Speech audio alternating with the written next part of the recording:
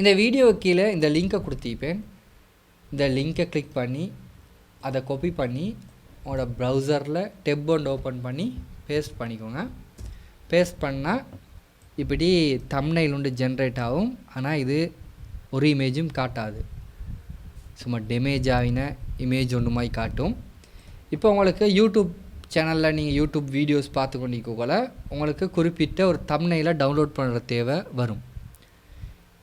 இந்த தம்ப்நெயிலை டவுன்லோட் பண்ணணும்னு உங்களுக்கு இது இருந்தால், உங்களுக்கு ஒரு தேவை ஒன்று இருந்தால் அதை ஈஸியாக டவுன்லோட் பண்ணிடலும். அதை தான் இந்த வீடியோவில் எப்படின்னு பார்க்க போகிறோம். இப்போ குறிப்பிட்ட இந்த வீடியோட தம்ப்நெயில் தான் உங்களுக்கு தேவைன்னா அந்த வீடியோ கிளிக் பண்ணி உள்ளுக்கு போவீங்க. வீடியோ கிளிக் பண்ணி உள்ளுக்கு போயிட்டோன்னே இதில் ஷேர்னு பட்டன் ஒண்டிக்கும்.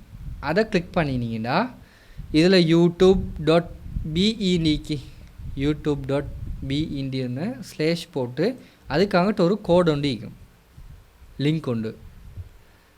அதை காப்பி பண்ணுங்கள். BE ஸ்லேஷை விட்டுட்டு மற்றதை காப்பி பண்ணிக்கோங்க. அதுதான் அந்த குறிப்பிட்ட வீடியோவோட லிங்க், வீடியோவோட கோட்.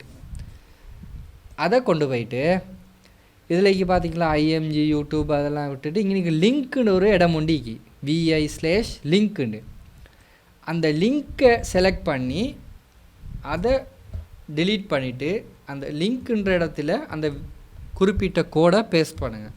பேஸ்ட் பண்ணி என்டர் கொடுத்தீங்கன்னா அந்த தம்ப்நெயில் ஜென்ரேட் ஆகி வரும். உங்களுக்கு அதை தேவைண்டா காப்பி பண்ணி எடுத்துக்கிறவே மேலும் அல்லது சேவ் பண்ணிக்கிறவே மேலும்.